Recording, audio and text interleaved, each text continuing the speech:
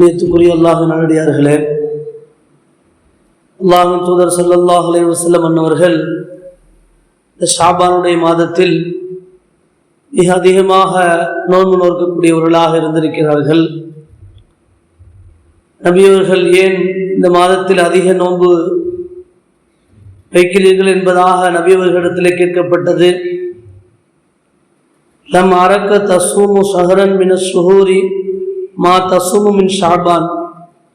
ஷாபானை போன்று வேறு எந்த மாதத்திலும் நீங்கள் அதிகமாக நோன்பு வைப்பதை நாங்கள் பார்க்க முடியவில்லையே ஏன் என்பதாக கேட்கப்பட்ட போது நபியவர்கள் என்ன சொன்னாங்க அப்படின்னா, ذَلِكَ ஷஹருன், இது ஒரு மாதம், யுஃபலுன் நாஸ் அன்ஹு பைன ரஜபின் வ ரமலான், ரஜபுக்கும் ரமலானுக்கும் மத்தியில் இருக்கின்ற இந்த மாதத்தில் மக்கள் பொடுபோக்காக கவனக்குறைவாக இருக்கின்ற ஒரு மாதம் என்பதாக சொல்றாங்க. அப்ப கவனக்குறைவாக இருக்கின்ற ஒரு மாதம் என்பதாக நபியவர்கள் சொல்வதிலிருந்து ஹதீஸீன்கள் குறிப்பிடுகிறார்கள். அதாவது மக்கள் எப்போ கவனக்குறைவாக பாராமுகமாக இருக்கிறாங்களோ அந்த நேரத்தில் நம்ம இறை வழிபாட்டில் இபாதத்தில் நற்காரியங்கள் ஈடுபடுவது மிகவும் நன்மைக்குரிய, மிகவும் கவனத்தில் கொள்ளப்படுகின்ற ஒன்றாக இருக்கிறது என்பதை நபி அவர்களுடைய இந்த வார்த்தையிலிருந்து புரிந்து கொள்ள முடிகிறது. மக்கள் எல்லாம் வேற வேலையில மூழ்கி கிடக்கும் போது நம்ம அல்லாஹுடைய இபாதத்தில் நம்ம அந்த நேரத்தை பயன்படுத்துகிறோம் என்று சொன்னால் அது மிகுந்த கவனத்துக்குரிய ஒன்றாக ஆகின்றது. உதாரணமாக காலை ஃபஜ்ருக்கு முன்னாடி தஹஜ்ஜுத் நேரம், எல்லா மக்களும் தூங்கி கொண்டிருக்கக்கூடிய நேரம், எல்லாரும் தூங்கி கொண்டிருக்கக்கூடிய அந்த நேரத்தில் யாரேனும் ஒரு சிலர் எழுந்து தொழுகிறார்கள், குர்ஆன் ஓதுகிறார்கள் என்று சொன்னால் அது மிகுந்த கவனத்துக்குரியதாக, அல்லாஹ்விடத்திலே அது விரும்பத்தக்க ஒன்றாக, அல்லாஹுக்கு மிக பிரியமான ஒன்றாக, அல்லாஹுடைய நெருக்கம் பெற்ற அடியாராக அவர் ஆகுவதற்கு அந்த அமல் ஒரு காரணமாக அமைந்து விடுகிறது. தஹஜ்ஜுடைய தொழுகையின் வாயிலாகத்தான் அல்லாஹுடைய இறை நேசர்களாக அடியார்கள் ஆகிறார்கள். ஹதீஸ்ல கூட நபி அவர்கள் சொன்னாங்க, ஒரு ஹதீஸ்ல வந்திருக்கிறது, சொர்க்கத்தில் ஒரு மாளிகை இருக்கிறதா, அந்த மாளிகை உள்ளிருந்து பார்த்தா வெளியையும், வெளியிருந்து பார்த்தா உள்ள இருக்கக்கூடியவையும் தெரியக்கூடிய அளவில் ஒரு கண்ணாடி மாதிரி உள்ள மாடங்கள் உள்ள சொர்க்கம் இருக்கு. அந்த சொர்க்கம் யாருக்கு அப்படின்னு நபி அவர்கள் சொல்லும் போது சொன்னாங்க, மக்களுக்கு யார் உணவளித்து மக்களுக்கு மத்தியில சலாம பரப்பி மக்கள் எல்லாம் தூங்கின்ற பொழுது அவர் நின்று தொழுவார் என்று சொன்னால், இந்த 3 செயல்களை செய்யக்கூடியவர்களுக்கு அந்த சோனம் உண்டு என்பதாக நபி அவர்கள் சுப செய்தி சொல்லியிருக்கிறார். பாருங்க, மக்களுக்கு உணவளிப்பது,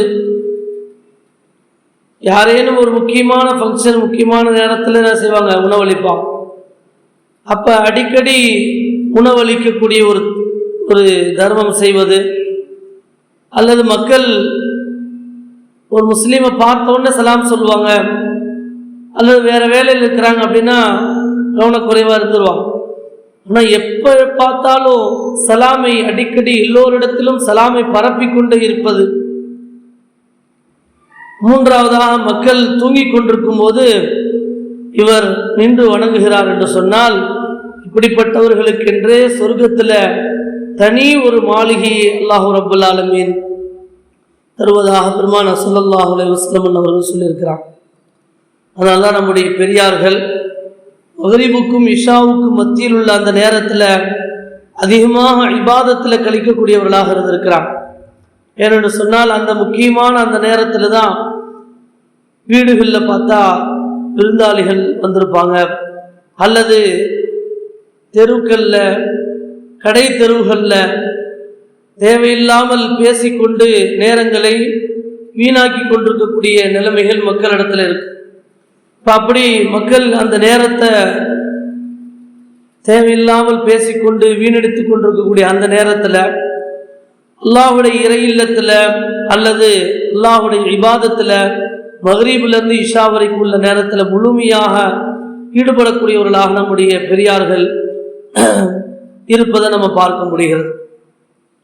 ஆக எந்த விஷயத்திலெல்லாம் மக்கள் கவனக்குறைவாக இருக்கிறாங்களோ அந்த இடத்திலெல்லாம் நாம் இபாதத்தில் கவனம் எடுப்போம் என்று சொன்னால் அது நன்மைக்குரியதாக, அல்லாஹ்விடத்தில் மிகுந்த கவனத்துக்குரிய ஒன்றாக, அதிக நன்மைகளை பெற்றுத்தரக்கூடிய ஒன்றாக இருக்கிறது.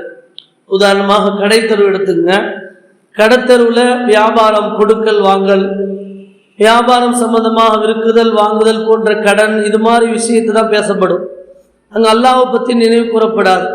அல்லாஹ்வை பற்றி பள்ளிவாசலுக்கு வந்து ஒலு செஞ்சு தொழுதுட்டு இங்கே வந்தால் தான் அல்லாஹ்வை பற்றி உள்ள விஷயங்கள் பேசப்படுவது, கேட்பது, படிப்பது எல்லாமே இங்கே நடக்கும். இப்போ கடைத்தெருவில் அந்த சிந்தனைகள் இருக்காது. ஆனால் அல்லாஹ்வுடைய சிந்தனை இல்லாத முழுக்க முழுக்க உலக அலுவல்களில் ஈடுபடக்கூடிய அந்த இடங்களில், அந்த கடை தெருவில் ஒருத்தர் அல்லாஹ்வை திக்ர் செய்கிறார் என்று சொன்னால், 4ஆம் கலிமாவை ஓதுகிறார் என்று சொன்னால் அவருக்கு 10 லட்சம் நன்மைகள் அவருக்கு உண்டு என்பதாக ஹதீஸ்களில் சொல்லப்பட்டு, 4ஆம் கலிமா ஒரு தடவை ஓதுனா 10 லட்சம் தடவை ஓதுன நன்மை நமக்கு கிடைக்குது. எங்க? கடை தெருவில் ஓதுறான். அப்போ பாருங்க, பள்ளிவாசலில் நிறைவேற்றினா நமக்கு கிடைக்கிற நன்மை காட்டி, அங்கே நன்மைக்குரிய சூழல் இல்லாத ஒரு இடத்தில் நன்மையான ஒன்றை செய்கிற போது அங்கு கூடுதலான நன்மைகளை நமக்கு பெற்றுத்தரக்கூடியதாக இருக்கிறது. அதே மாதிரி ஹதீஸ்களில் இப்படி கூட வந்திருக்கு, திக்ர் செய்யக்கூடியவர்கள் மிருதுவான படுக்கைகள், எத்தனையோ மிருதுவான படுக்கையில் படுத்திருக்கக்கூடியவர்கள், அவர்கள் அல்லாஹ்வை திக்ர் செய்வதன் வாயிலாக அந்த திக்ருடைய பரக்கத்தினால் அவர்கள் சொர்க்கத்துடைய உயர்ந்த பதவிகள் அவர்கள் இருப்பார்கள் என்பதாக.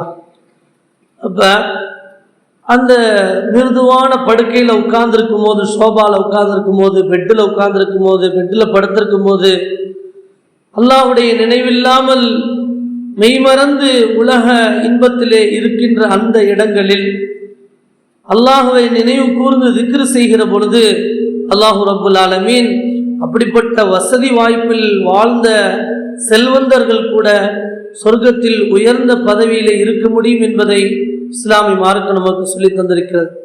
ஆக இது மாதிரி எங்கெல்லாம் மக்கள் பொடுபோக்காக கவனக்குறைவாக இருக்கிறார்களோ அப்படிப்பட்ட அந்த சந்தர்ப்பங்களில் அல்லாஹ்வை நாம் கொஞ்சம் கூடுதலாக திக்ர் செய்வதில், கொஞ்சம் கூடுதலாக இபாதத் செய்வதில், தொழுவதில் கூடுதலாக கொஞ்சம் அல்லாஹ்வை அதிகமாக நினைவு கூறுவதில் நாம் கவனம் எடுத்துக்கொள்வோம் என்று சொன்னால் அல்லாஹும் நமக்கு நன்மைகள் தருவதில் மிக கூடுதலாக கவனம் எடுத்து அதிகப்படியான நன்மைகளை தர காத்து கொண்டிருக்கிறான் அல்லாஹ் ரப்புல் ஆலமீன்.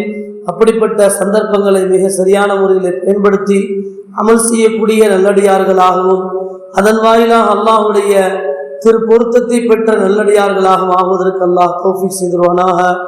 ஆகிரு தாவானா அல்ஹம்துலில்லாஹ்.